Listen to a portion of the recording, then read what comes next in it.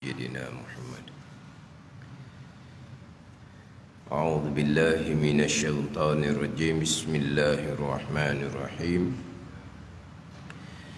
الحمد لله رب العالمين، والصلاة والسلام على سيد المرسلين وعلى آله وصحبه أجمعين. رب اشرح لي صدري ويسر لي أمري واحلل عقدة من لساني يفقه قولي.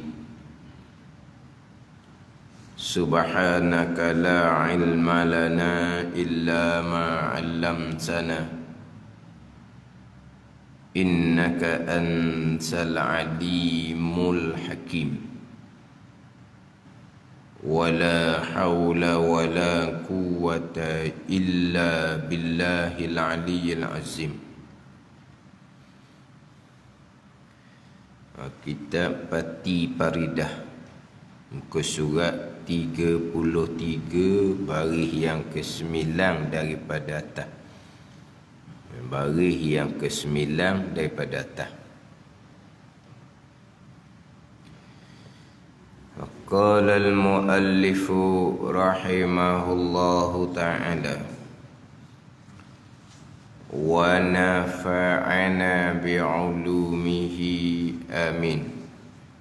Satu, pertama daripada dua qaul, dua pandangan ulama berkaitan dengan sifat maknawiyah. Sifat maknawiyah, kaunuhu qadiran sampailah kepada kaunuhu mutakalliman. Sifat maknawiyah yang 7 di sisi ahli sunnah wal jamaah khilaf, bersisih pandangan di kalangan ulama ahli sunnah wal jamaah kepada dua kaul, dua pandangan. Ini pertama daripada dua pandangan, sifat maknawiyah yang tidak lebih atas ma'ani, hanya amrun i'tibariyun. Apa amrun i'tibariyun? Erti kepada amrun i'tibariyun, perkara yang sabit, perkara yang tetap pada fikiran jua, pada zihin, pada fikiran, tetapi dan tidak dapat dilihat dengan mata. Itu amrun i'tibari, iaitu qaul yang pertama ni, qaul pandangan ulama yang menafikan ahwal, yang menafikan sifat kaunuhu qadiran sampai kaunuhu mutakalliman. Yang mana kaunuhu qadiran sampai kaun mutakalliman ni dipanggil sifat ahwal, hal, satu sifat, satu kelakuan yang menengahi antara ada dengan tak ada. Ni banyak istilah di sini, kita akan ambil satu-satu nanti. Inilah qaul yang pertama, qaul pandangan yang rajih. Itu bahasa Arab lah kita, yang kuat dalil. Lawan dia marjuh, yang tidak kuat dalil. Rajih, qaul yang kuat dalil. Kadang-kadang ditulis dalam Rumi tu, qaul yang rajih, R-O-J-I-H, rajih. Kenapa? Qaul yang kuat dalil. Ialah qaul yang pertama yang rajih ni, yang kuat dalil, qaul Imam Asy'ari. Qaul Imam Asy'ari. Kemudian qaul yang kedua tu di bawah, qaul Imamul Haramain, dan juga qaul Imam Maturidi. Sebab kita maklum di kalangan ulama ahli sunnah jemaah pecah kepada dua mazhab, dua aliran. Mazhab Asy'ari dan mazhab Maturidi. Dipanggil mazhab Asy'ariyah ataupun Asy'ariyah, dan juga mazhab Maturidiyah. Kita mazhab Hanafi, Maliki, Syafi'i, Hambali itu dari sudut ilmu fiqh. Pada ni dari sudut ilmu fiqh. Di mazhab ni jalanan lah. Mazhab bahasa Arab. Kalau kita gak jalanan. Jalanan yang diasaskan oleh Imam Hanafi, Imam Maliki, Imam Syafi'i, Imam Hambali. Itu mazhab Maliki, mazhab Hanafi, Maliki, Syafi'i dan Hambali. Itu fiqh. Adapun mazhab dalam ilmu tauhid pecah kepada dua, mazhab Imam Asy'ari dan juga mazhab Imam Maturidi. Kalau kita pergi mazhab dalam tasawuf pula, mazhab Imam Ghazali, mazhab Imam Syekh Junaid Al-Baghdadi, mazhab Imam Abul Hasan Asy-Syazili. Tu hak tasawuf pula. Tapi tempat kita ni gak, kalau sebut secara rasmi ke begitulah.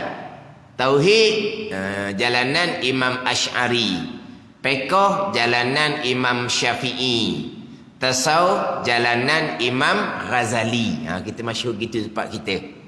Tauhid jalanan Imam Asy'ari, fiqh jalanan Imam Syafi'i, tasawuf jalanan Imam Ghazali.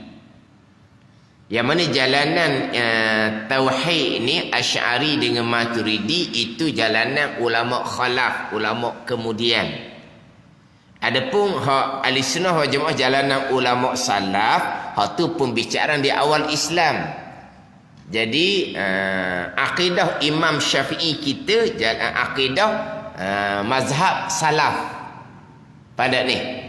Tapi daripada salaf ni turun kepada khalaf. Hak khalaf ni sampai kepada kita jalanan Imam Asy'ari, jalanan Imam Maturidi. Hak siapa kita? Pada ni. Kenapa tidak berakidah dengan akidah Imam Syafi'i? Dah kalau fiqh ambil fiqh Imam Syafi'i, akidah ambil akidah Imam Syafi'i lah. Jadi kita fiqh bermazhab Syafi'i sebab yang sampai kepada kita tu hak salsilah, hak Imam Syafi'i. Tapi tauhid siapa kita ni hak salsilah Imam Asy'ari dengan Imam Maturidi. Imam Asy'ari Maturidi ni salsilah dianya sampailah kepada mazhab salaf termasuk Imam Syafi'i. Mana ni? Kenapa pula kita fiqh bermazhab Syafi'i? Syafi'i ni tabi' tabi'in. Pada Syafi'i tabi' tabi'in. Pada tabi' tabi'in. Tabi'in mereka yang sempat dengan sahabat. Contohnya Imam Hanafi. Adapun Imam Syafi'i kita lahir pada tahun 150 Hijri. Sahabat sudah tak ada dah. Pada ni, sahabat sudah tak ada. Jadi Imam Syafi'i kita berjumpa dengan tabi'in. Jadi Imam Syafi'i dia panggil tabi' tabi'in. Imam Hanafi sempat dengan sahabat. Imam Hanafi panggil tabi'in. Kenapa kita bermazhab Imam Syafi'i? Kenapa tidak bermazhab mazhab tabi'in? Banyak mazhab tabi'in. Kenapa tidak bermazhab dengan mazhab sahabat? Sebab banyak mazhab sahabat dalam bab fiqh. Dah siapa kita hak mazhab Syafi'i, kita ambil mazhab Syafi'i lah. Tapi mazhab Syafi'i pun Imam Syafi'i berguru dengan tabi'in. Tabi'in berguru dengan sahabat. Sahabat dengan Nabi sallallahu alaihi wasallam. Tauhid sampai kepada kita Imam Asy'ari. Imam Asy'ari ni dia berguru dengan ulama-ulama salaf sampai kepada sahabat, sampai ke Nabi sallallahu alaihi wasallam. Gitulah. Pada ni. Sebab di awal Islam dalam bab usuluddin tauhid ni Clear. Maknanya tak ada banyak pembicaraan sebab clear, solid. Di awal Islam, dalam bab pegangan ni solid. Yang ada timbul perselisihan, yang tak sama pandangan bahkan di kalangan sahabat sendiri dalam bab furung agama, cabang agama. Dah ni. Dalam bab pekoh-pekoh tu ada khilaf. Ada perbezaan. Adapun dalam bab akidah disolid. Pada masa Nabi tu duk ceritalah. Pada masa Khulafaur Rasyidin pun solid. Kalau berselisih pun berselisih dalam bab furung agama. Tak timbul dalam bab i'tiqad, dalam bab pegangan.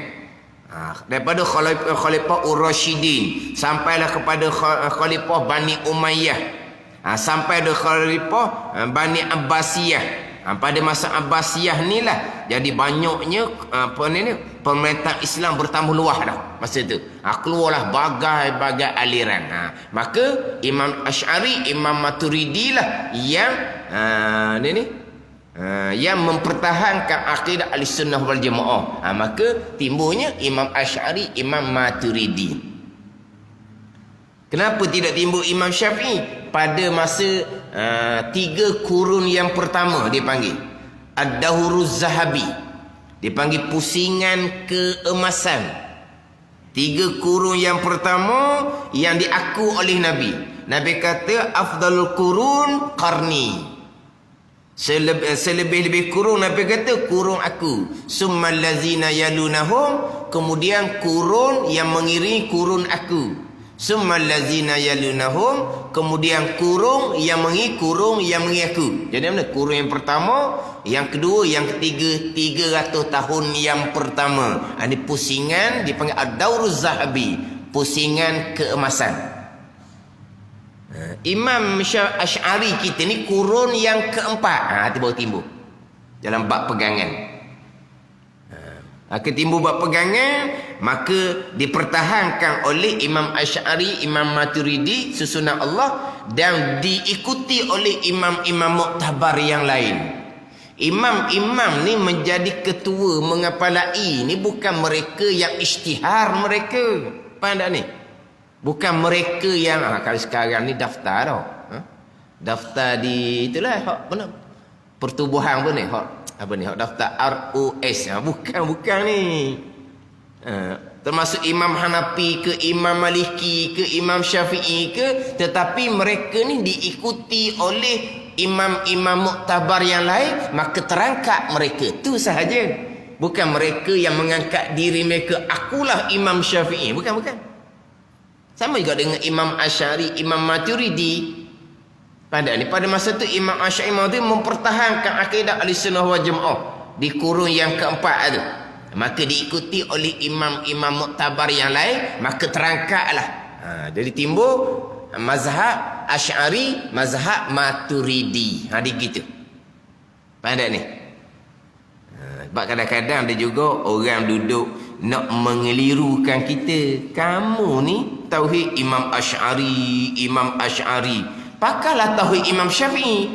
Dah kalau pekoh Imam Syafi'i. Masalahnya hak silsilah sampai kepada kita adalah sampai kepada Imam Asy'ari. Faham tak ni? Kita bacalah hak kitab tauhid Imam Syafi'i. Tauhid tak boleh membaca sendiri, berguru. Ada ni? Berguru. Orang sekarang jangan main. Kalau kitab pekoh, kitab mereka ambil. Mereka berguru dengan siapa? Mereka membaca sendiri. Kita tak. Sampai kepada kita pekoh mana ni? Silsilah ni mana? Tu kita ambil. Silsilah sampai ke kita ada sampai kepada Minhajut Talibin. Kita ambil jalan sampai Minhajut Talibin hak Imam Nawawi. Pergi kepada Tuhfah Ibnu Hajar, Nihayah hak Syekh Ramli, Murni Muhtaj hak Syekh Khatib Syurbini. Hak sampai kita hak jalanan tu. Jadi kita ngaji kitab tu je lah. Sampai kepada Minhajut Talibin. Tapi silsilahnya sampai kepada kitab Dah, kita mengaji ni dia nak pergi lopak. Kitab ni hak membaca sendiri, tak boleh pakai ni. Tauhid ni nak ambil ni hak jalanan salah, nak lopak. Tambah ni hak khalaf Asy'ari Maturidi. Tapi ambil jalan mana tu? Membaca sendiri, tidak ada silsilah. Maka adakah mereka memahami apa yang sebagai yang dipahami oleh imam-imam muktabar, Imam Syafi'i contoh dalam bab akidah? Mereka tidak memahami sebab mereka membaca sendiri. Jadi kitanya kalau bab tauhid, jalanan Imam Asy'ari dan jalanan Imam Maturidi. Jalanan mazhab Asy'ariyah ataupun Asy'ariyah dan jalanan Maturidiyah. Jadi qaul yang pertama ni adalah jalanan Imam Asy'ari. Jadi jalanan Imam Asy'ari, sifat yang wajib atas mukallaf mengetahui dan berpegang secara tafsil 13. Yang kita duk ngaji sifat 20 itu jalanan Imam Maturidi. Di atas siapa kita? Dia biasanya kalau pekoh tu bermazhab Syafi'i, betul lah tauhid jalanan Imam Asy'ari. Tapi kenapa 20? Jadi siapa kita jalanan Imam Maturidi. Dia biasanya kalau tempat tu pekoh bermazhab Hanafi, barulah tauhid jalanan Imam Maturidi. Sebab Imam Maturidi pekohnya adalah bermazhab Hanafi. Imam Asy'ari pekohnya adalah bermazhab Syafi'i. Biasanya kalau tempat tu pekoh bermazhab Syafi'i, tauhidnya mazhab Asy'ari lah. Kita sebut kita tauhid mazhab Asy'ari. Tapi kita ngaji sifat 20. Sifat 20 tu mazhab Maturidi. Kalau mazhab Asy'ari sungguhnya sifat 13. Mana apa ni? Hak siapa kita gitu-gitu kita bawa. Jadi kita berpegang dengan sifat 20. Tapi kalau kata Malaysia ni kalau tauhid Asy'ari, padahal Maturidi 20. Ada ni. Kalau kita bicara bab rukun iman yang ke-6, kalau rukun iman ke-6 kita jalanan Imam Asy'ari lah. Sebab kita biasanya qada dan qadar. Kita jarang qadar dan qada. Kita qada dan qadar. Itu Asy'ari tu. Kalau qadar dan qada Maturidi. Satu ketentuan azali, satu perbuatan Allah. Kalau jalanan Imam Asy'ari, ketentuan azali iradah qada. Perbuatan Allah kudrah qadar. Hak itu biasa gitu. Qada qadar. Itu jalanan Imam Asy'ari. Kalau jalanan Imam Maturidi bukan qada qadar, qadar dan qada. Itu jalanan Imam Maturidi. Pada ni. Istilah tu ialah pegangan sama dari segi panggilan qada qadar ke qadar dan qada. Tapi kalau sebut secara umum kita pekoh bermazhab Syafi'i, tauhid bermazhab Asy'ari, tasawuf bermazhab Imam Ghazali. Ada ni. Tapi terkadang tauhid kita Maturidi, tasawuf kita bermazhab Imam Ghazali. Tapi kitab Imam Ghazali tak pernah belajar pun. Mazhab kat mana dah tahulah. Sama juga pekoh bermazhab Syafi'i. Dah belajar tak kitab pekoh bermazhab Syafi'i? Tak belajar-belajar pun. Lepas tu mazhab Syafi'i kat mana? Itu kira pada sebutan umum gitu jelah. Kalau kita pekoh bermazhab Syafi'i, berapa dah kitab pekoh mazhab Syafi'i yang kita duk mengaji? Tak mengaji pun. Dah kamu duk amal, tengok orang. Mazhab tengok orang. Bukan mazhab Syafi'i. Ngakata je mazhab Syafi'i. Sama juga tasawuf jalanan Imam Ghazali. Kalau jalanan Imam Ghazali kalau bab ilmu nombor 1 Penekanan Imam Ghazali dalam bab ilmu panjang. Pandai ni. Penekanan Imam Ghazali dalam bab ilmu. Kalau buka dalam kitab Ihya Ulumuddin dalam bab ilmu 7 bab dibicarakan bab ilmu. Habis bicara bab ilmu masuk bicara bab akidah 4 bab. Tapi bab ilmu 7 bab dan kita Ihya Ulumuddin penekanan bab ilmu. Dah kita Minhaj sama telah lah akabah ilmu akabah yang pertama tu. Ada ni. Kita Imam Ghazali kita Arba'in fi Usuluddin.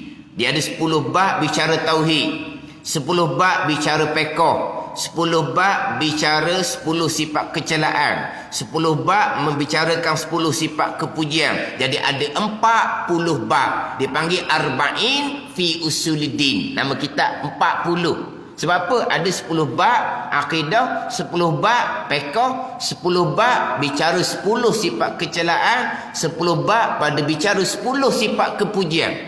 Ni hak Imam Ghazali. Kata Imam Ghazali, hak Tasawuf Imam Ghazali pun tak mengaji, tauhid fiqh pun tak peduli. Tu bukan Imam Ghazali gitu. Tapi cuma kita sebut cara rasmi gitulah. Fiqh bermazhab Syafi'i, tauhid bermazhab Imam Asy'ari, tasawuf bermazhab Imam Ghazali. Jadi hak berkaitan dengan sifat maknawiyah, kaunuhu qadiran sampai kaunuhu mutakalliman. Jadi khilaf di kalangan Imam Asy'ari dengan Imam Maturidi. Tapi di hadapan pandangan yang kedua diletak kepada pandangan Imamul Haramain, pandangan Imam Sanusi. Tadi letak gitu, tapi hak pandangan sebenarnya pandangan Imam Maturidi. Cuma Imam Maturidi tambah pula dengan sifat-sifat takwin dan idol, kita akan bicara kemudian. Jadi pecah dua pandangan. Hak pandangan pertamanya pandangan Imam Asy'ari. Pandangan pertama ni kaul yang rajih, yang kuat dalil, hak 13 sifat. Jadi sifat makna ni sifat yang tidak lebih atas ma'ani. Tak lebih ni tidak suku, tidak lain-lain dengan sifat ma'ani. Maknawiyah dengan ma'ani ni sama. Padan. Tidak lebih ni makna tidak suku-suku. Tidak lain-lain antara maknawiyah dengan ma'ani. Tapi maknawiyah ada 7. Kita ambil satu contoh. Kaunuhu qadiran. Ma'ani ada 7. Ingat dah tak? Kan bukan mengelupah. Salah sebut mengelepah semua. Minggu lepas. Kan dia bagi ni, ada ambil ni jadual dah tu kan. Ada jadual dah tu. Hak minggu lepas. Hak jadual tu. Sifat maknawiyah, nafsiyah, salbiyah, ma'ani, maknawiyah. Biar ingat waktunya. Jadi ma'ani 7, kudrah sampai ke kalam. Kita ambil kudrah. Jadi pandangan pertama ni kaunuhu qadiran, tidak lebih daripada kudrah. Tak lebih mana apa? Tak suku-suku, tak lain-lain. Pada reti sifat memang sifat lain-lain. Kaunuhu qadiran satu sifat yang lain. Kudrah satu sifat yang lain. Dah kata tak lebih ni, tak suku, tak lain-lain ni pada reti. Sebab reti dia dekat-dekat dia. Mana? Kalau kata kudrah, kita balik pada kudrah, ma'ani. Kudrah ni sifat yang sedia kala. Sifatun qadimatun. Sifat yang sedia kala. Kita maklum sifat Allah qadimah belaka, sedia kala belaka. Jadi kudrah sifat yang sedia kala, yang ada di zat Allah. Tu kudrah. Tanda ni. Kudrah sifat yang sedia kala, yang ada di zat Allah. Kaunuhu qadiran ni terjemahan dia keadaan Allah yang kuasa. Itu terjemahan. Terjemahan dengan makna balik bahasa daripada bahasa Arab kepada bahasa Melayu. Itu baru terjemahan. Apa makna? Apa? Maksud tak panggil apa? Dia ada dua sini. Kadang-kadang kita sebut makna-makna belaka. Makna ni ada makna dengan maksud terjemahan. Ada makna dengan maksud apa? Pengertian dia ke gitulah. Faham tak ni? Macam ginilah contohnya kidam. Bahasa Arab. Terjemahan dia sedia. Maksud dia tidak ada permulaan bagi ada Allah. Gitu. Kidam bahasa Arab. Diterjemahkan kepada bahasa Melayu sedia. Itu dipanggil terjemah. Apa maksud sedia? Maksud sedia adalah tidak ada permulaan bagi ada Allah. Dia gitu. Jadi kaunuhu qadiran bahasa Arab.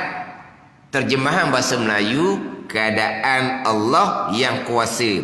Apa makna keadaan Allah yang kuasa ni? Maknanya ada kudrah di zat Allah. Mati je. Ada kudrah di zat Allah.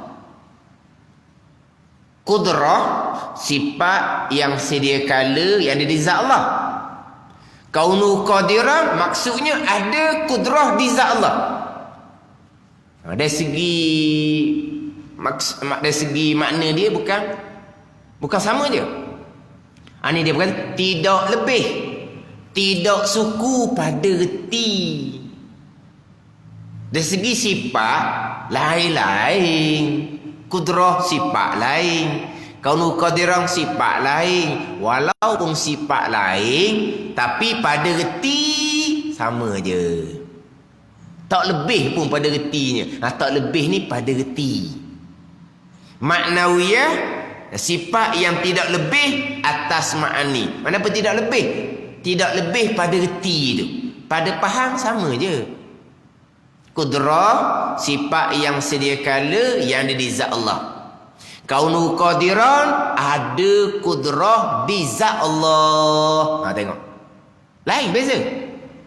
Sama je. Atas pandangan ni lah. Oleh kerana kaunu qadiran ni tak lebih pun pada reti dengan kudrah. Jadi sifat maknawiyah kaunu qadiran ni tak payah bilang suku lah untuk berpegang secara tafsil. Tak payah nah. Makna sama je. Ada ni. Bukan menafikan sifat maknawiyah kaunu qadiran. Itu ijma' ulama. Allah bersifat dengan kaunuhu qadiran. Allah bersifat dengan keadaan Allah yang kuasa. Itu ijma' ulama. Tetapi oleh kerana kaunuhu qadiran dengan kudrah ni sama pada reti, yang nak bilang banyak apa, cukuplah sampai ke kalam. Jadi hak wajib atas mukallaf mengetahui dan berpegang secara tafsil, secara satu-satu 13. Adapun jalanan hak sifat 20, kaunuhu qadiran ni makna lain langsunglah dengan kudrah. Kudrah sifat yang sedia kala yang di zat Allah. Kaunuhu qadiran atas pandangan yang kedua, kaunuhu qadiran satu sifat yang melekatkan sifat kudrah di zat Allah Subhanahu wa taala. Tu lain tu. Ada ni. Jadi kaunuhu qadiran, Imam Asy'ari pun sifat Allah, Imam Maturidi pun sifat Allah, tapi makna lain-lain. Imam Asy'ari kaunuhu qadiran ada kudrah di Allah. Hak jalanan sifat 20 kaunuhu qadiran satu sifat yang melekatkan sifat kudrah di zat Allah. Pada dia. Sebab tu kadang-kadang walaupun kita sebut sifat 20, dan saya biasa mengaji dulu-dulu kapung-kapung pun sebut sifat 20, tapi huraian tak pergi pada sifat 20. Huraian dia pergi kepada jalanan Imam Asy'ari. Sifat yang ke-14 kaunuhu qadiran, keadaan Allah yang kuasa dengan makna ada kudrah di zat Allah. Dah kena sifat 20 gitu. Itu sifat 13. Tengok. Jadi kita ni bolok ni. Jalanan sifat 13 ke jalanan sifat 20? Jalanan sifat 20. Hurainya sifat 13. Hurai sifat 20 kok. Kaunuhu qadiran, keadaan Allah yang kuasa dengan makna satu sifat yang melekatkan sifat kudrah di zat Allah Subhanahu wa taala. Jadi kudrah sifat yang ada. Macam mana sifat kudrah nak ada di zat Allah? Kaunuhu qadiran ni lah seolah-olah sifat lain pula yang melekatkan sifat kudrah di zat Allah. Dia gitu je. Payah nak faham kita. Yang kita mudah faham, kaunuhu qadiran ada kudrah di zat Allah. Tu sifat 13 tu. Dah itulah hak rajih, hak kuat dalil, hak wajib atas mukallaf mengetahui dan berpegang secara satu-satu 13. Tapi kita sebut sifat 13, pengong kitanya. Sebab masyhur dengan kita sifat 20. Pada ni. Masyhur sifat 20. Nama ilmu tauhid. Nama ilmu usuluddin, ilmu kalam. Kadang-kadang ilmu apa awak duk ngaji tu? Ilmu sifat 20. Kitab apa kamu duk ngaji tu? Kitab sifat 20. Masyhur kita dengan 20. Cuba kalau sebut sifat 13. Duk ngaji kitab apa tu? Oh, kitab sifat 13. 13. Tak sama dengan saya belajar. Awak belajar sifat berapa? 20. Dah 13 awak mana pula? Mana kita masyhur 20. Tapi hak mudah faham kita sifat 13 dan orang kita ramai bawa sifat 20 tapi hurainya tak betul.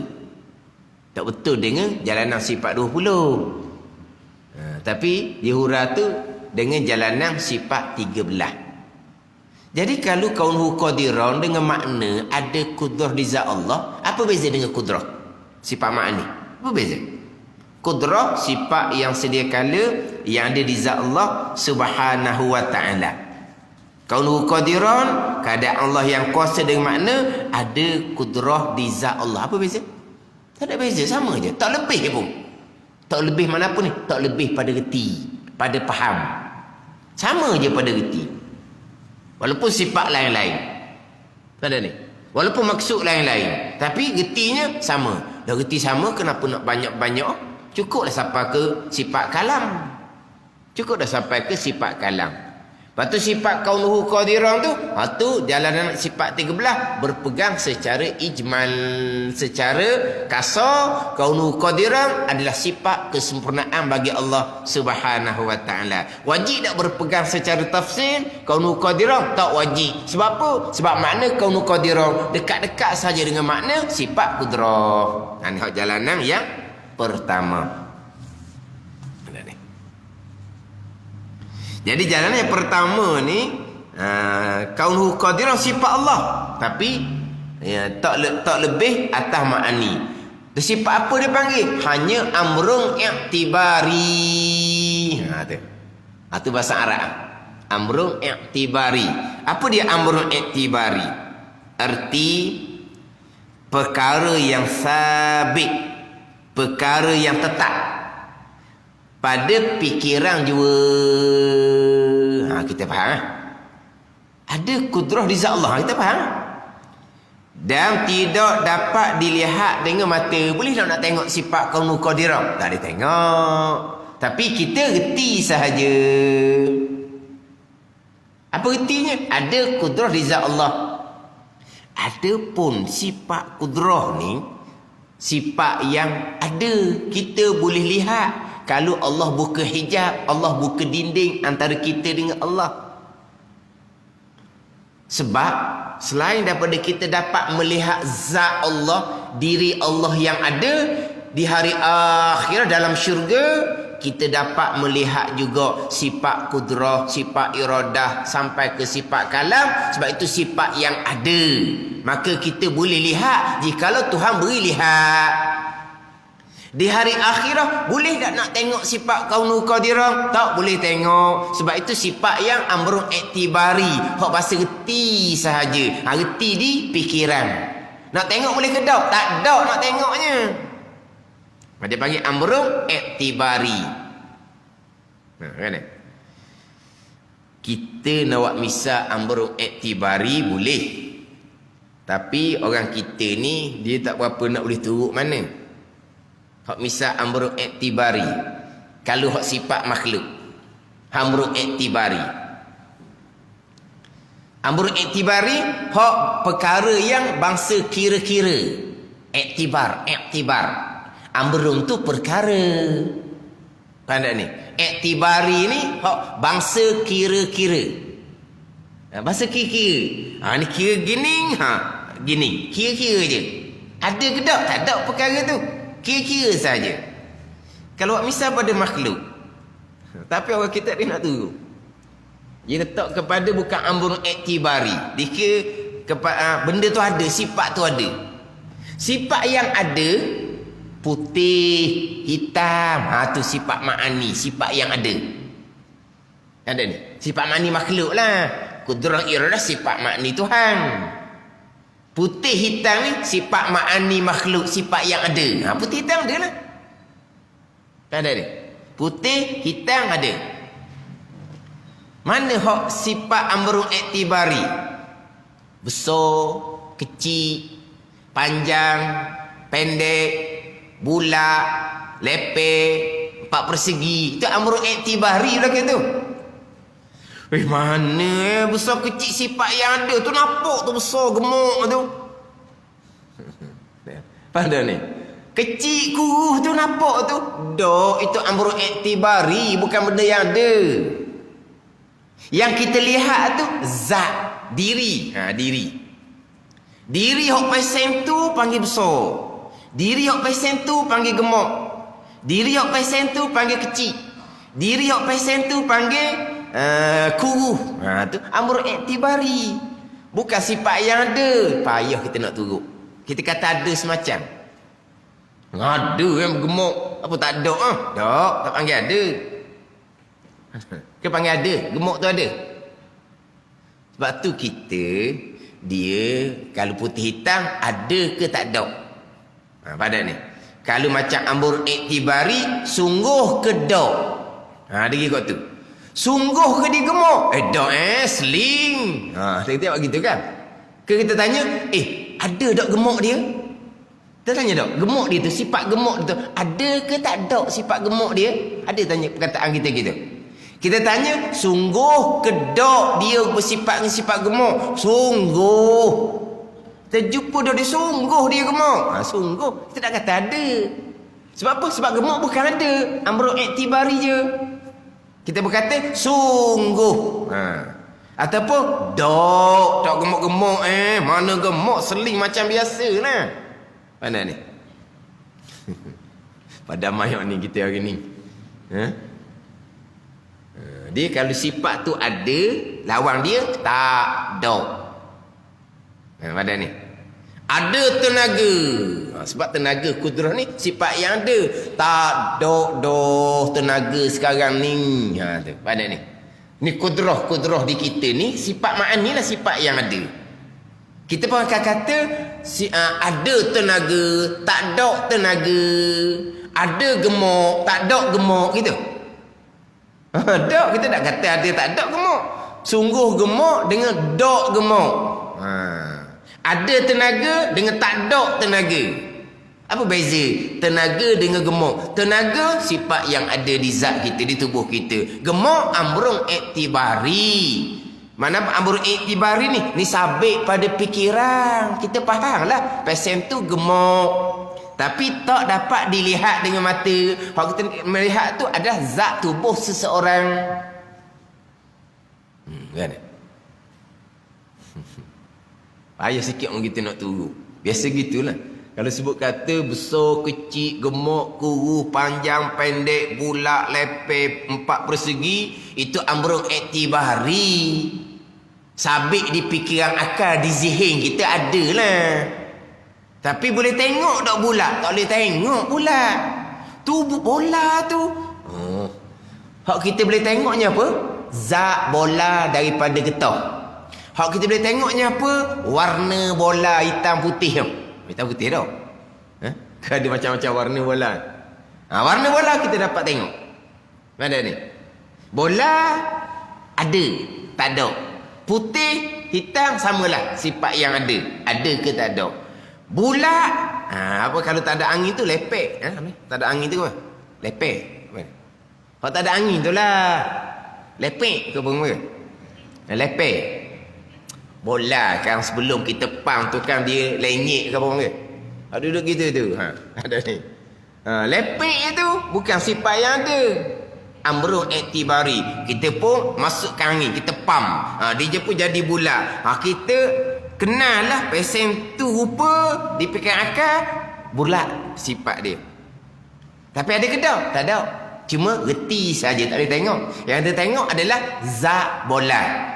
Yang kita tengok adalah warna bola. Bola amrun iktibari, perkara yang bahasa kira-kira saja, reti di akal, fikiran, tapi benda tu bukan benda yang dapat dilihat sebab amrun iktibari bukan benda yang ada. Kan?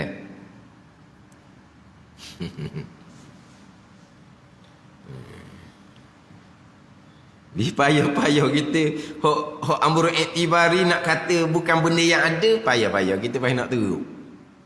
Tapi kalau kita cakap sungguh ke dok, kita tercakap sungguh ke dok.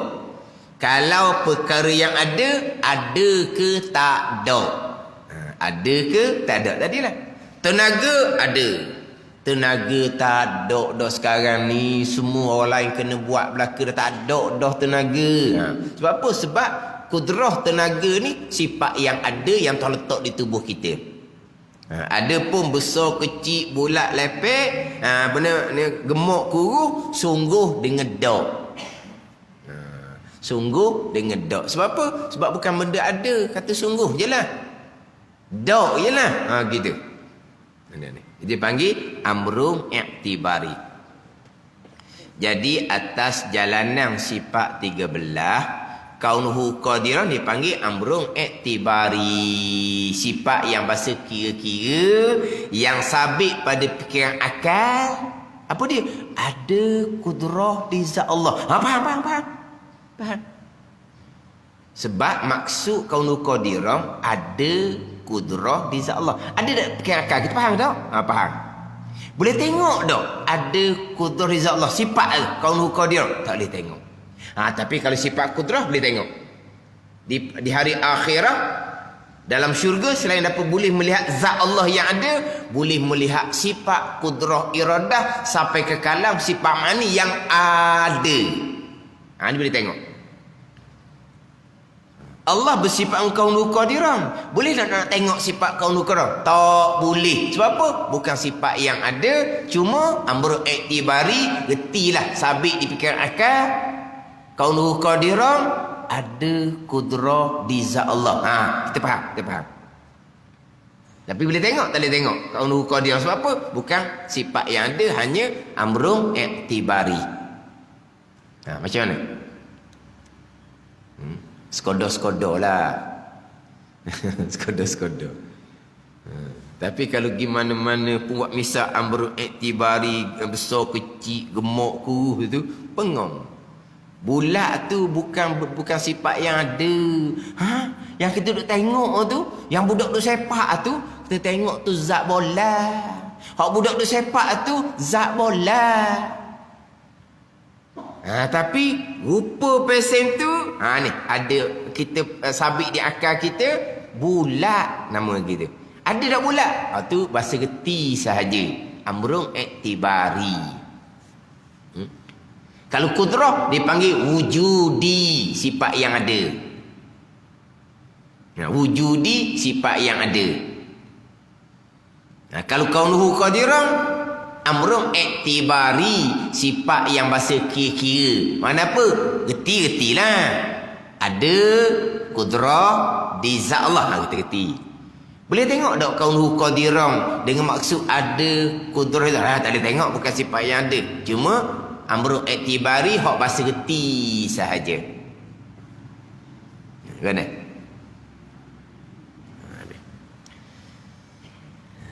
Iaitu kaul yang pertama ni, kaul ulama, pandangan ulama yang menafikan ahwal. Allah lah, kita ni kena masuk kelas bahasa Arab. Kena masuk kelas bahasa Arab. Ahwal tu jamak. Kalau satu dipanggil halun, ahwalun. Hal, ahwal itu kaunuhu qadiran atas jalanan sifat 20. Ada ni. Kaunuhu qadiran sifat Allah atas jalan sifat 13, kaunuhu qadiran amrun i'tibari. Kaunuhu qadiran sifat Allah atas jalan sifat 20 dipanggil ahwal. Kan? Ni dia kena ada catatan-catatan. Ini semua pembahagian fardu kifayah belaka. Fardu kifayah. Jadi ahwal, halun, ahwalun. Terjemahan dia satu kelakuan. Kita nak sebut satu sifat pun boleh lah. Satu kelakuan yang menengahi antara ada dengan tak ada. Satu perkara pula. Nak kata ada, macam sifat kudrah, tak boleh. Nak kata tak ada, macam sifat kidam bakak, tak boleh. Duk tengah antara ada dengan tak ada. Ada pula sifat duk tengah gitu. Ada lah. Mana? Sifat hal, ahwal, kaunhu qadiran, atas jalanan sifat 20. Ambil kan? Kita nak sifat 20 kan? Kalau jalanan sifat 13, kaunhu qadiran, amrun iktibari.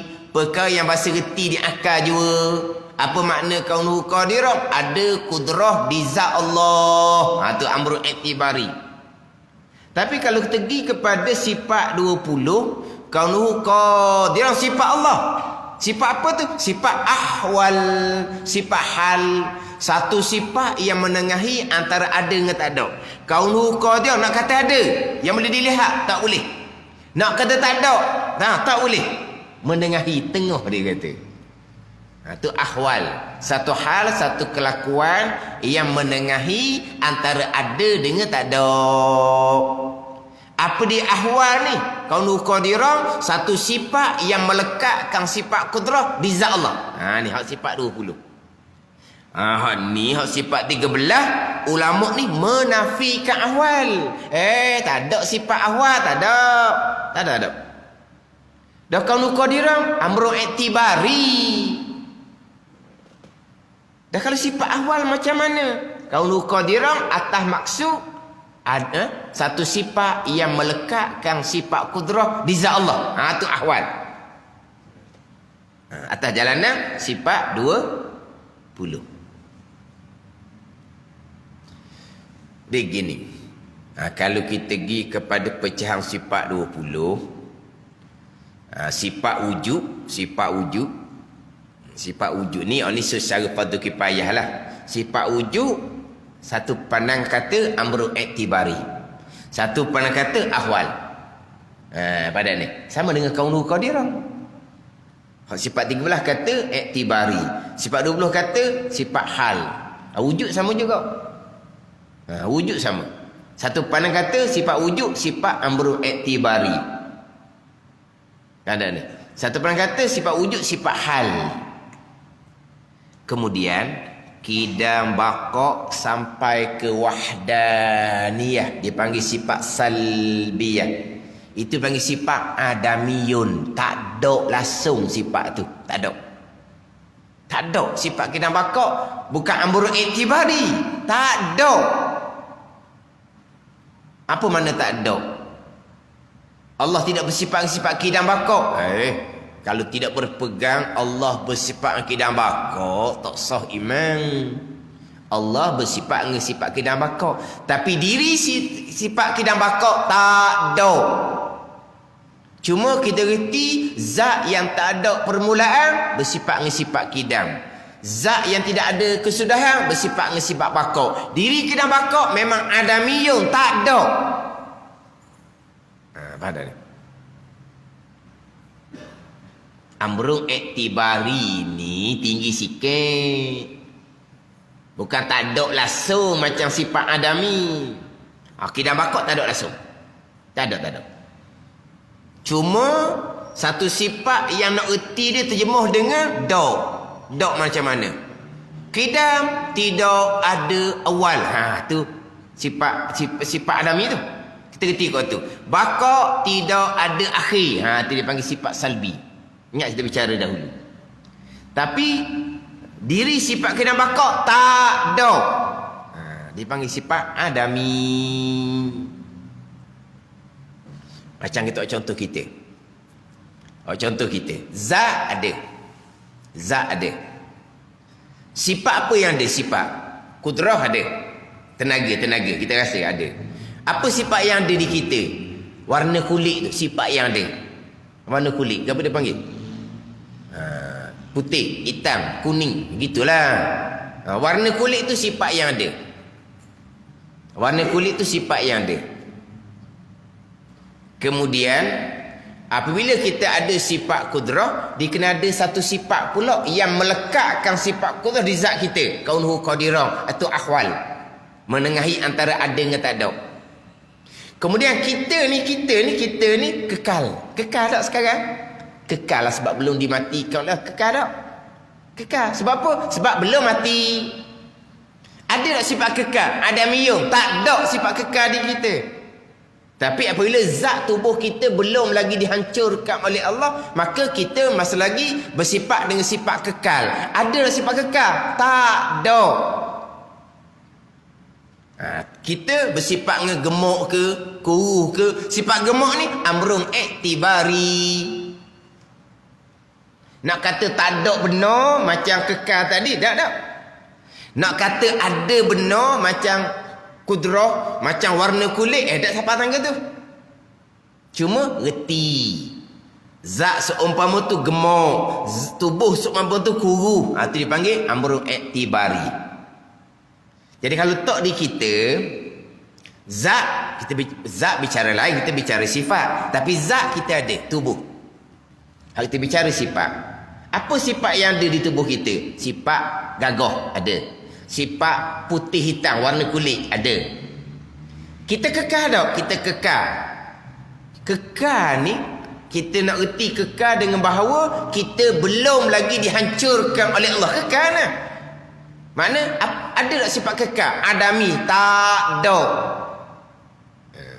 Adapun kita bersifat ngegemuk ke kuruh ke, itu amrun iktibari, tinggi sikit daripada tak ada, daripada adami tu. Penat sikit tau.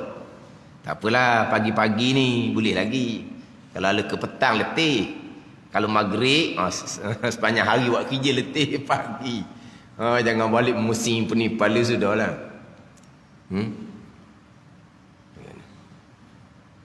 Jadi kalau betul-betul kita nak susung lah, hak wujudi hak atas sekali, hak adami hak tak ada bawah sekali.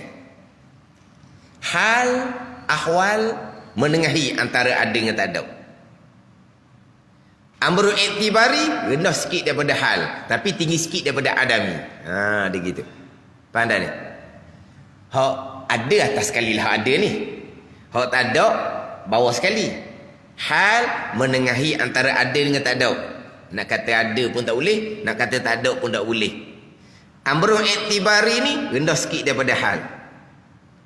Pada ni, hak bahasa kira-kira tu. Nak kata tak ada macam sifat kekal di tubuh kita, tak boleh kata. Nak naik tinggi sampai ke hal, tak sampai. Dia rendah sikit daripada hal. Jadi wujudi, hal, amrul iktibari, adami. Hak wujudi, tenaga di tubuh kita. Hak adami, kita kekal sekarang. Tak ni? Kalau hak hali tengah ni, sifat yang melekatkan tenaga di tubuh kita, kaunuhu qadirah. Hak amrul iktibari, kalau kita kok besar, kecil, gemuk, kuruh. Kalau kita. Mana? Jadi hak sifat wujudi bagi Allah Ta'ala kudrah. Sifat adami bagi Allah Ta'ala, sifat yang tak ada tu, kidam bakok sampai ke wahdaniyah. Kaunuhu qadirah ni pecah dua pandangan. Satu pandangannya amrun iktibari. Perkara yang bahasa kira yang reti di fikiran akal, tapi tak boleh tengok amrun iktibari ni. Tapi kalau jalanan sifat 20, kaunuhu qadirah bukan amrun iktibari, tapi sifat hal, sifat ahwal. Halun satu, ahwalun banyak, jamak sebab dia ada 7 tu. Kan maknawiyah ada 7 kan.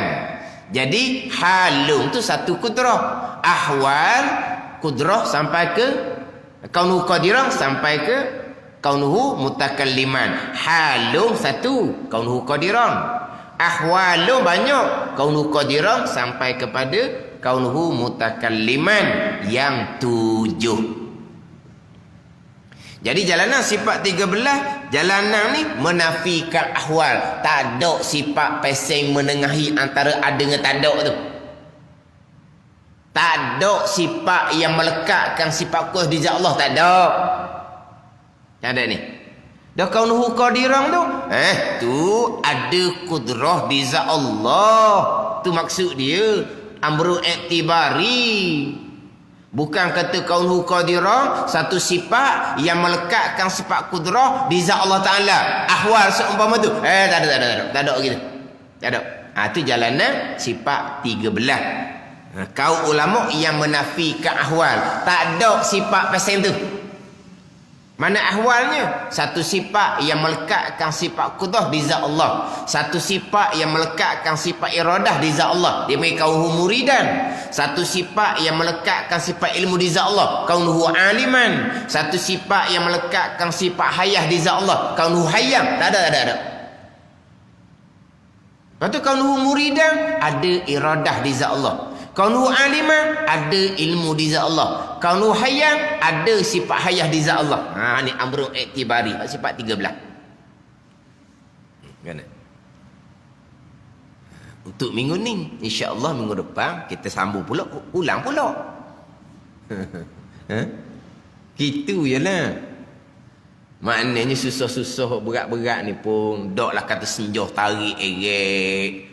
Kawan tu reboh dah, erek lagi. Dah, slow-slow. Slow-slow. Tapi kalau slow-slow pun dah orang nak turut, tak apalah, bukan fardu ain. Apa dah orang nak turutnya? Tak masuk dah. Maknanya tak kuat mana dah, sebab habis dah, licin dah. Kekuatan akal ni ngaji ilmu dunia. Licin habis dah, kiki habis dah. Tinggal ngelah-ngelah baru nak ngaji ilmu hak fardu kifayah pula, payah sikit. Kalau fardu ain mudah. Hak fardu kifayah memang payah sikit. Habis dah nak hak kekuatan akal kita tu guna untuk ilmu dunia. Tapi mujurlah fardu kifayah, bukan fardu ain. Hak fardu ain setakat kita berpegang Allah ada sifat kudrah. Ada. Allah bersifat dengan sifat kudrah. Keadaan Allah yang kuasa. Keadaan Allah yang lemah, tak sama sekali. Kaunuhu ajizan. Keadaan Allah yang lemah, tak. Mana mungkin keadaan Allah yang lemah? Allah bersifat dengan sifat kudrah kan? Mestilah keadaan Allah yang kuasa. Kaunuhu qadiran. Sebab apa? Sebab ada kudrah di zat Allah. Bila ada kudrah di zat Allah, keadaan Allah yang kuasa. Memang kita pegang gitu. Tak pandai nak cerita pun pegangan kita tetap dah. Jadi kaul yang pertama ni kaul pandangan ulama yang menafikan ahwal. Menafikan kaunuhu qadirah atas jalanan hak sifat 20 tu lah. Hak kaunuhu qadirah satu sifat yang melekatkan sifat kudrah di zat Allah. Itu sifat ahwal ada. Sifat 13 menafikan sifat ahwal seumpama tu. Inilah kaul yang pertama ni, kaul yang rajih yang kuat dalil ialah kaul Imam Asy'ari. Maka atas kaul ini, atas pandangan Imam Asy'ari ni, sifat Tuhan yang wajib kita mengetahui jalan tafsil, jalan satu-satu 13 jua. 13. Pada ni. Maka atas kaul ini, kaul yang pertama, sifat Tuhan, sifat Allah yang wajib kita mengetahui. Mana mengetahui kita berpegang jalan tafsir atas jalan satu-satu 13 jua. Mana 13? Iaitu dari wujud hingga kalam. Satu-satu dia royak. 13 jua. Hak mana 13? Dicerita lagi pula. Mana 13? Iaitu dari wujud hingga kalam. 13 tu je. 13 tu je hak wajib kita berpegang secara tafsil. Kita berpegang secara ijmal, jangan lupa. Allah bersifat dengan sifat kesempurnaan yang tidak terhingga banyaknya. Maha suci Allah daripada sifat kekurangan. Dalil Allah bersifat dengan sifat kesempurnaan. Dalil maha suci Allah bersifat kekurangan. Ada langit, ada bumi. Tu kita bukan cara ijmal. Cara tafsil, kau yang pertama 13. Kau yang kedua di bawah 20. Itu je beza. Kemudian hak jalan 13 ni. Lepas tu kaunuhu qadiran sampai kaunuhu mutakalliman nak letak mana pula? Hak jalan sifat 13 dia tak tolak sifat kaunuhu qadiran, sebab itu ijma' ulama Allah bersifat dengan kaunuhu qadiran. Tak ada khilaf. Makna khilaf di sini khilaf pada maksud. Dan khilaf di sini khilaf sama ada wajib berpegang cara tafsil ataupun cara ijmal. Itu je khilafnya. Bukan khilaf kaunu qadirah, satu pandangan kata sifat Allah, satu pandangan kata kaunuhu qadirah bukan sifat Allah. Bukan. Kaunu qadirah sifat Allah, ijma' ulama. Yang khilaf apa maksud kaunu qadirah? Yang terjemahannya keadaan Allah yang kuasa. Maksud khilafnya di situ. Dan khilaf pula ni kaunu qadirah ni kita wajib berpegang atas jalan tafsir ataupun atas jalan ijmal. Tu khilaf. Ni hak jalan 13 ni guna pula hak kaunu qadirah. Dan yang baki tu yang tinggal lagi. Baki tu bahasa Arab. Baki ya baqaan. Tu bukan. Tu baki ya baqa tu kekal. Di baki ni mana dia punya tasrih dia tak ingat. Tapi baki ni asalnya bahasa Arab. Kita tengok mula tasrih dia. Dan yang baki, yang tinggal lagi. Yang tinggal lagi ni jadi 13. Berpegang atas jalan tafsir 13. Lepas tu kaunu qadirah letak mana pula? Dan yang baki begini juga kita i'tikad. Kena letak molek ayat tu. Dan yang baki masih tu begini juga kita i'tikad. Mana? Iaitu ni hak begini juga kita i'tikad ni. Dan yang baki jangan kita baca dan yang baki begini, bukan. Dan yang baki hak tinggal lagi tu dah 13. Hak wajib mengetahui dan berpegang atas jalan tafsir 13. Tak ada ni. Patut 7 lagi. Dan yang baki 7 tu lah. Kaunuhu qadirah sampai kaun takliman. Begini juga kita i'tikad. Kita i'tikad gini. Mana i'tikad ni? Iaitu sifat maknawiyah yang 7 kaunuhu qadirah sampai kaun takliman ialah sifat kesempurnaan bagi Allah juga. Inilah maksud wajib kita tahu dengan ijmal. Maknanya atas jalanan yang pertama, jalanan Imam Asy'ari, wajib atas mukallaf mengetahui dan berpegang secara tafsil 13. Secara ijmal, sifat kesempurnaan Allah tidak terhingga banyaknya. Apa dah ni? Dan sekarang ni hak sifat maknawiyah kaunuhu qadirah sampai kaun takliman ni sifat Allah, ijma' ulama sifat Allah. Lepas tu nak pegang macam mana? Sifat kaunuhu qadirah adalah sifat kesempurnaan bagi Allah, kita pegang secara ijmal. Cukup. Tak ada ni. Bila kita pegang cara ijmal, wajib tak kita tahu makna kaunuhu qadirah? Tak wajib. Tak wajib. Kalau berpegang cara tafsir, orang kena tahu satu-satu makna sifat tu. Wujud apa makna dia, qidam apa makna dia, baqa apa maksud dia. Kena tahu sungguh-sungguh. Tu cara tafsir bukan ngapa saja. Pada ni, apabila kaunuhu qadirah ni bukan atas jalan tafsir hanya 13. Sama bahasa kalam. Kena mengetahui dan berpegang secara tafsil, secara satu-satu serta perinci. Kena fahamlah satu-satu tu. Kaunuhu qadirah tak wajib atas jalan tafsir, jalan ijma' je. Cukuplah. Kita pegang tu sifat Allah. Kaunuhu qadirah sifat Allah. Dah apa maksud kaunuhu qadirah? Tak pandai. Tak apa. Tak pegang cara ijma'. Cukuplah sifat Allah je. Sifat kesempurnaan bagi Allah Subhanahu wa taala. Kenapa kita tak wajib secara tafsir kaunul qadirah ni? Kenapa tak wajib kita mengetahui maksud kaunul qadirah ni? Sebab maksud dia, makna dia sama je dengan qudrah iradah. Sama je.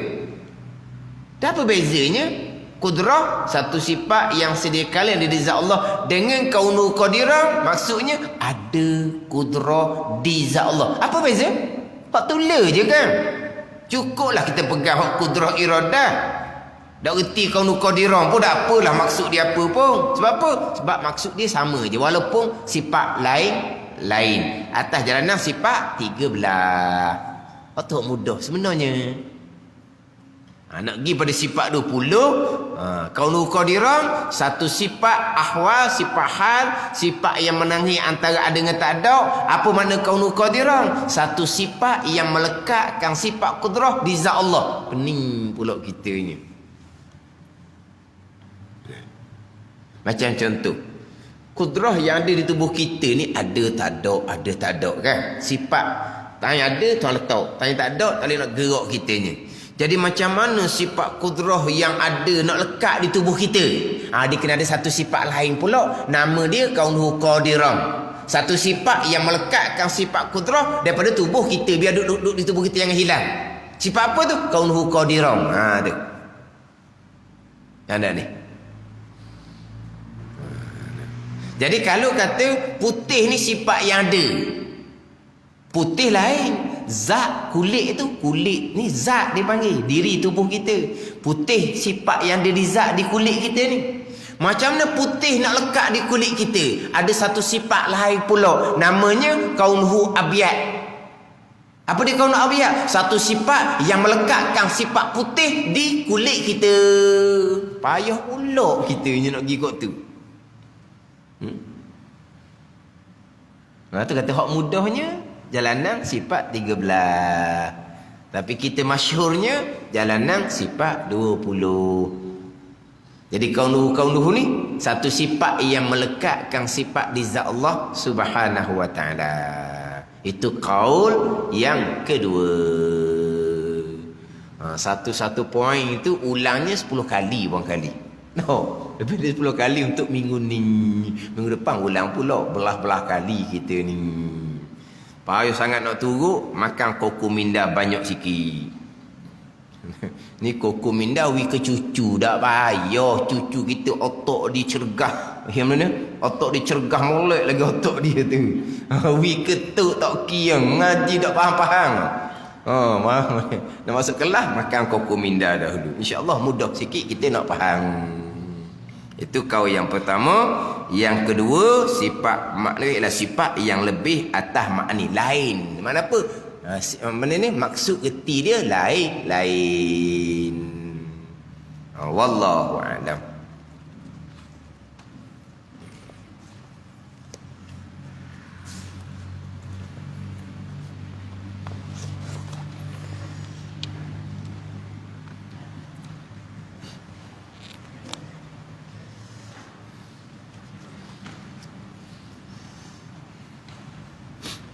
Dia kita mengaji gitulah, ada ketika mudah sikit, ada ketika payah sikit. Tapi mujur kita dalam bab agama ni hak wajib-wajib tu mudah je. Siapa? Tuan kata dah kan, la yukallifu nafsan illa wus'aha. Tuan tidak akan berarti melainkan hak kita mampu je. Hak fardhu mudah je. Ilmu apa pun sama, ilmu fiqh fardhu bab taharah je. Fardhu bab semayang je payah apa? Kalau bak masuk bak muamalah munakahat janayah, tu kena ngaji beradang lah kitanya. Tak ada ni. Kita nampak ibadat, bak zakat pun dah reti-reti kitanya. Bak zakat pun dah reti-retinya kita. Tu fardu kifayah. Lepas tu macam mana bak zakat? Ada kita menega kita apa ni? Gilah jabat agama. Ayah tak payah-payahnya. Gi bandar semua kan? Orang menega tu hari-hari pergi bandar. Masuk dalam jabat zakat tu sekejap. Tanya dia bab zakat perniagaan. Dia akan ceritalah begini-begini. Catat molek sesat. Dia nak tanya tak zakat ternakan? Ada ternakan ke tak? Tak ada. Tanya apa? Fardu kifayah bukan fardu ain. Ada ni. Oh, kalau kita memang lembu kita ratus-ratus ekor, puluh-puluh ratus ekor, kena pergi jabat tanya zakat ternakan lembu. Nak kira macam mana? Gitulah. Ada ni. Kalau bagi kita ni, hak tak berkait dengan kita, fardu kifayah. Hak berkait dengan kita, barulah fardu ain, kan mudah ya. Kita sekarang ni bab puasa, dah pun nak ingat mana dah hukum hakam sebab lama dah, lepas dah puasa. Nanti dekat masuk Ramadan, kita setus sikit bab tajuk puasa. Ada ni. Mana agama ni mudah je. Hak fardu ain, hak agak tu sikitnya, nak kena ingat semua, nak kena jaga semua adalah tasawuf. Hak pegangan tu, hak ni ledang duduk sini tak gerak dah. Pandai ni, hak bab pegangan. Hak bergerak kita ni apa ni? Hak bergerak ni, hati ni. Ikhlas, riak. Ikhlas, riak. Pada ni. Tawaduk, takabur. Tawaduk, takabur. Redok, sobo. Jadi pemarah. Redok, sobo. Jadi pemarah. Ni hak bertukar bimbo ni. Ni hati kita ni. Pada ni. Hati ni. Cinta, kasih pada akhirat. Kasih pada dunia. Kasih pada akhirat. Kasih pada dunia. Ni hak tukar bimbo ni. Adalah hati. Hak pegangan tak gerak dah. Pada ain bab semayang. Tu dan kita pandai molek. Dak tukar-tukar dah. Kita mengaji belajar bab baca Quran, samalah juga. Dan kita pandai ilmu Quran, tak gerak dah kita baca tu. Pandai ni dah baca semua kan. Hukum hakam straight dijaga. Hak nak baca Quran ni. Tapi ketika baca Quran, hak dalam ni. Ikhlas dah ikhlas. Ikhlas dah ikhlas. Ni tukar. Hak ni hak nak kena ingat molek ni. Mana sifat kecelaan dan juga sifat kepujian. Hak fardu ain tasawuf. Ada ni. Hak fardu ain tasawuf. Sebab dia bertukar semua ni. Hak pekah, tengoklah. Kalau buat puasa, masuk bulan Ramadan. Kalau buat haji, sampai masa nama kita naik. Kalau buat zakat tadi, kalau kita terbabit dengan bahagian-bahagian zakat. Gitu je. Mana apa ni? Agama tak payah mana. Mudah sahaja. Kalau kita belajar fardu ain tu maknanya insya-Allah lah kita belajar semua. Bukan fardu ain dah kita belajarnya. Capur masuk fardu kifayah. Macam kita bicara tadi tu, hak fardu kifayah belaka.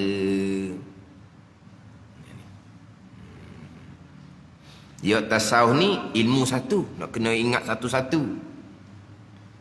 Amal dia susah. Tahu sangat ikhlas, tapi hati macam mana? Kalau amal pekah mudah je. Amal ngaji Quran mudah je. Janji pandai je. Ke macam mana?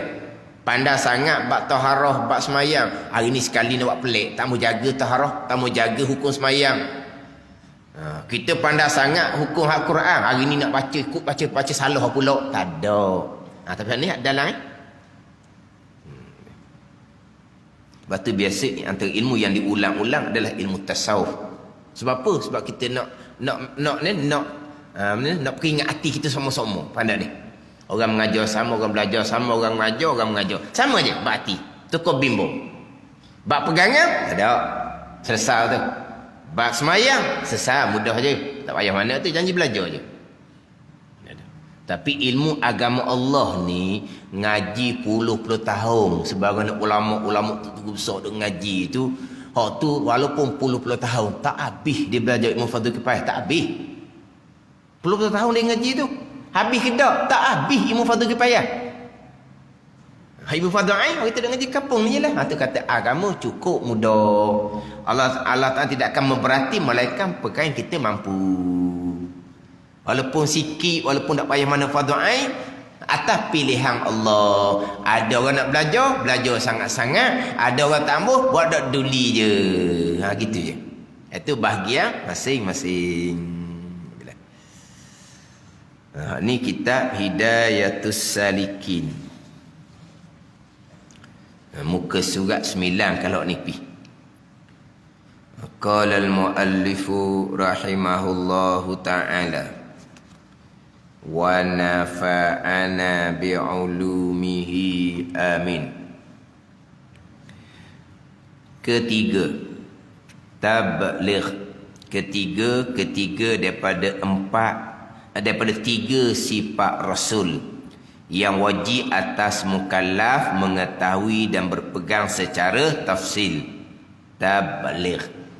Jadi dalam kitab Idatus Sadikin, sifat Rasul yang wajib atas mukallaf mengetahui dan berpegang secara tafsil 3. Sidik, amanah dan tabligh.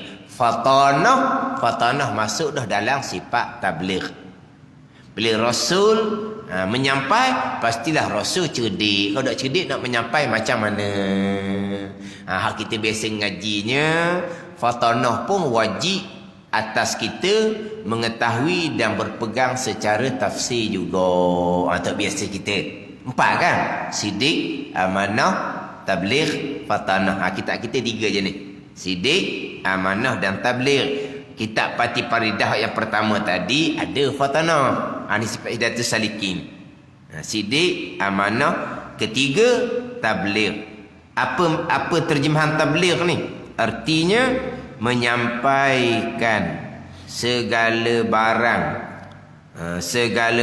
segala hukum-hukum yang disuruhkan mereka itu kan segala rasul, menyampaikan dia akan barang kepada segala makhluk. Sifat ketiga ni tabligh, satu perkataan je. Tapi siapa masa terjemahan ni panjang pula dah. Menyampaikan segala barang yang disuruh mereka itu menyampaikan kepada segala makhluk. Panjang jadi terjemahan dia. Dia kalau kita buka dalam kitab memang disebut panjang. Tabligh ni tablighu ma umiru bitablighihi lil khalqi. Memang panjang. Menyampaikan akan segala barang yang disuruhkan mereka itu. Mereka itu segala rasul lah ni. Menyampaikan dia akan barang kepada segala makhluk. Jadi kenapa jadi panjang begitu? Barang yang wahyu lah, kita kata hukum hakam, yang disuruh mereka itu menyampaikan. Apa makna disuruh mereka itu menyampaikan? Faham-faham di sini maknanya ada juga wahyu yang diwahyukan kepada rasul yang tidak disuruh menyampaikan. Betul? Faham tak ni? Maknanya bila disebut di sini menyampaikan barang, kita kata wahyu lah. Menyampaikan wahyu yang disuruh mereka itu rasul menyampaikan kepada segala makhluk. Jadi ada juga ke wahyu yang diwahyukan kepada rasul tapi tidak disuruh menyampaikan. Ada lah. Faham tak ni? Sebab rasul-rasul ni pilihan Allah, kekasih Allah, adalah wahyu khususiyah. Adalah wahyu untuk rasul saja. Faham tak ni? Ni buat bandingan je ni. Buat bandingan. Makna kita ada orang rapat dengan kita kata orang kanan lah. Dialah yang kita tugaskan supaya pergi beritahu kepada orang bawah-bawah pekerja. Pada ni kita beritahu ke dia, pergi sapa ke bawah. Kita beritahu ke dia, pergi sapa ke bawah. Ada perkara yang hanya saya khabar ke awak je ni. Setakat awak je ni. Sebab apa dia khabar kepada orang kanan dia? Dah orang hampir ceritalah. Tapi perkara ni jangan duk cerita ke bawah. Siapa ke bawah perkara ni jadi kok lain pula ni. Faham tak gitu? Jadi di rasul ni orang pilihan Allah, kekasih Allah, adalah wahyu untuk rasul sendiri. Ada ni. Mana ada wahyu yang mana diwahyukan kepada rasul tapi setakat untuk rasul. Ada ni. Bila wahyu tu untuk rasul saja, tak boleh siapa, maka rasul ni amanah, berjuru. Rasul tidak akan siapalah. Mana kalau wahyu ni umpama rahsia, orang berjuru dia akan simpan rahsia. Mana ni? Sama macam kita. Orang berjuru, kita ceritalah perkara untuk dia saja. Kalau orang jenis tak berjuru, jangan nak cerita rahsia ke dia. Dia akan pergi cerita ke orang lain pula. Gitulah. Jadi rasul ni amanah berjuru. Jadi apabila wahyu tu khas untuk rasul, setakat untuk rasul lah. Faham tak ni? Ni yang saya biasa tanya ni. Tadi nak jawab kadang-kadang. Apa dia wahyu yang diwahyukan hanya khas untuk Rasul? Yang Rasul tidak dibenarkan menyampaikan kepada segala makhluk. Apa wahyu tu? Apa perkara tu? Memang tak boleh jawab. Apa tak boleh jawab? Memang tak boleh jawab. Sebab apa? Tak tahulah sebab Rasul tak sapa kita. Mana ni? Sekarang wahyu ni untuk Rasul. Rasul dilarang sapa kepada segala makhluk. Maka Rasul amanah berjuru. Pasti Rasul jaga rahsia ni. Rasul tak sapa. Pilih tanya pula, apa wahyu hak-hak untuk Rasul yang Rasul dilarang sapa kepada segala makhluk? Apa perkara tu? Nak jawab macam mana? Sebab Rasul ni amanah berjuru. Dia tak sapa kepada segala makhluk. Nak tanya apa lagi tak tahu lah. Dia pengok apa benda? Apa benda? Perkara? Apa benda apa? Tak tahulah kitanya. Cuma kata-kata setengah pandangan ulama, bilakah berlakunya qiyamah? Bilakah berlakunya qiyamah? Dah macam mana tu apabila Jibril tanya Nabi sallallahu alaihi wasallam, akhbirni mata sa'ah. Apa dah hadis tu? Atau kamakon. Ceritakan aku bilakah kiamat? Kan Nabi jawab kan, mal mas'ulu anha bi'a'lama minas sa'il. Nabi kata gitu kan. Hak Jibril mai jumpa dengan Nabi, tanya Islam, tanya iman, tanya ihsan tu. Hadis Jibril panjang tu. Kemudian Jibril tanya Nabi, bilakah qiyamah? Nabi jawab mana? Mal mas'ulu anha bi'a'lama minas sa'il. Tidak adalah yang ditanya daripadanya lebih mengetahui daripada yang bertanya. Mal mas'ulu anha, tidak ada yang ditanya daripadanya daripada kiamat. Siapa yang ditanya daripada kiamat? Siapa? Yang ditanya tu siapa? Nabi lah. Lebih mengetahui daripada yang bertanya. Siapa yang bertanya? Jibril. Pada ni. Maka bila Jibril tanya Nabi, bila kau berlaku kiamat? Nabi jawab, tidak adalah orang yang ditanya daripada kiamat. Nabi sendiri lebih mengetahui daripada yang bertanya. Dengan makna apa? Sama-sama tak tahu. Dalam kitab Dalil Falihin, syarah pada kitab Riyadus Salihin, kitab Riyadus Salihin, kitab hadis karangan Imam Nawawi rahimahullah. Dalam syarahan tu setengah pandang mengatakan kemudian daripada tu Nabi diwahyukan oleh Allah bilakah berlakunya kiamat. Tak ada ni. Tapi pada masa Nabi jawab, tidak ada yang ditanya daripada kiamat ni lebih mengetahui daripada yang bertanya, dengan bahawa yang ditanya pun tak tahu bila kiamat. Nabi SAW yang bertanya Jibril pun tak tahu bilakah kiamat. Tapi kemudian itu Allah Ta'ala beritahu ke Nabi bilakah kiamat. Tak ada ni. Setengah pandangan Nabi tahu dah masa tu, tapi Nabi jawab tak tahulah sebab itu rahsia. Sebab apa kata Nabi tahu? Sebab Nabi boleh cerita alamah kiamat selepas daripada itu. Nabi tak tahu, jawab tak tahu bab kiamat. Faham tak ni? Tapi Nabi cerita alamat kiamat. Alamat kiamat. Antalidal amatu rabbataha. Apa panjang alamat kiamat tu. Nabi tahu alamat kiamat, Nabi tahulah bila kiamat. Kata setengah pandangan. Faham tak ni? Maknanya khusus untuk Nabi sallallahu alaihi wasallam. Maka Nabi tidak menyampaikan. Hak Nabi menyampai barang yang disuruhkan mereka itu menyampaikan kepada segala makhluk. Siapa segala makhluk ni? Jin dan manusia. Sebab kita maklum Nabi kita menjadi rasul. Ni list bagi lisaqalain, bagi dua yang memberati langit dan bumi, jin dan manusia. Nabi kita lah satu-satu rasul yang menjadi rasul kepada jin dan manusia. Rasul-rasul yang lain hanya menjadi rasul kepada manusia juga, termasuk Nabi Sulaiman alaihi salam bukan menjadi rasul kepada jin, tetapi menjadi ketua raja kepada jin, bukan menjadi rasul. Yang menjadi rasul pada jin dan manusia hanya Nabi sallallahu alaihi wasallam jua. Kemudian kalau begitu, jin ni ada jin yang beriman, ada jin yang kufur. Jadi macam mana jin tu beriman kalau rasul ni tidak menjadi rasul kepada jin?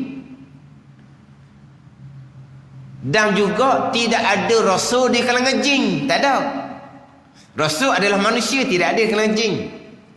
Maka walaupun rasul tidak diwahyukan kepada jin, tapi dalam bab furung agama cerita tadi, dalam bab iman memang ditaklifkan kepada jin beriman daripada asal jadi lagi. Hak kata hanya Nabi SAW juga menjadi rasul kepada jin dalam bab furung agama, dalam bab hukum hakam, dalam bab semayang, dalam bab puasa. Ni. Jadi jin pun ditaklifkan juga, diberati pada syarat juga. Hak furung agama ni, bab iman, jin ditaklifkan daripada asal jadi. Bukan selepas diutuskan Nabi SAW sebagai rasul kepada jin dan manusia, bukan. Nabi kita menjadi rasul pada jin ni dalam bab hukum hakam agama, sembahyang puasa sahaja. Dan hukum hakam agama yang lain lah.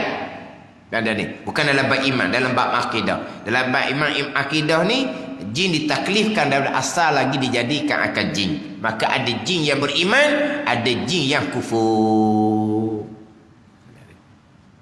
Dalam bab hukum hakam, ni Nabi kita diutuskan menjadi rasul kepada jin dan manusia.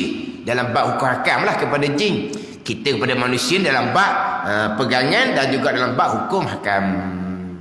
Jadi perkara yang diperintahkan rasul sapa, rasul akan sapa kepada segala makhluk. Sebab apa? Sebab kalau tidak sapa dipanggil kitman. Kalau sembunyi itu mustahil kepada rasul. Sebab kitman ni tidak amanah. Tak berjulah. Diperintah menyampai, tiba-tiba tidak menyampai. Bahkan orang yang menyembunyikan ilmu hukum hakam akan dilaknat. Ulaika yal'anuhumullah wa yal'anuhumul la'inun. Orang yang menyembunyikan hukum hakam agama Allah akan dilaknat oleh Allah dan akan dilaknat oleh mereka yang melaknat. Katimul ilmi, Nabi kata mal'unun. Orang yang sembunyi ilmu dilaknat oleh Allah Subhanahu wa ta'ala, dan dilaknat oleh sekalian makhluk Allah Subhanahu wa ta'ala. Dan riwayat mengatakan bahawa seremuk dalam lubang pun akan melaknat. Makna sekalian makhluk Allah akan melaknat, ikan di laut pun akan melaknat, dan di hari akhirah akan dipakai lejang apa ni? Belenggu, daripada belenggu api neraka kepada orang yang menyembunyikan ilmu. Jadi ilmu termasuk wahyu. Maka mustahil Nabi Rasul menyembunyikan wahyu yang diperintah kepada mereka menyampaikan kepada segala makhluk. Selesai 3 sifat yang wajib atas Rasul. Adapun sifat yang mustahil atas mereka itu, maka itu lawan sifat yang 3 itu. Mana seperti dusta, al-kazib dan khianah. Erti khianah. Nak baca mana tu? Erti khianah.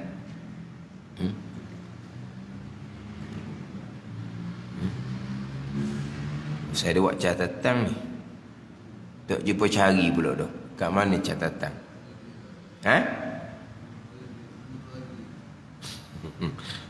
Jangan duk baca, ikut boleh baca tu. Rumi dia tulis mana? Rumi tulis mana?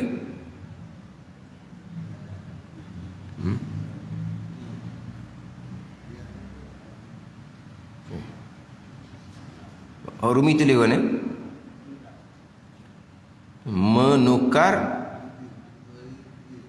Menukari dia. Gitu hak Rumi. Hak tebal. Ha? Tok saya ada baca hitam ni.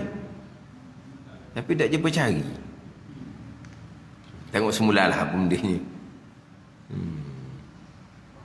Dan kitman tu artinya menyembunyikan. Hak lawang pada amanah khianah ni. Saya tulis. Lepas tu nota kaki tu ada luar. Hak sini ni saya tulis ni menukari. Lepas tu dia gitu. Menukari menukari dia tu kembali pada amanah. Menukari dia, yakni menukari akan amanah tu, lawan pada amanah khianat.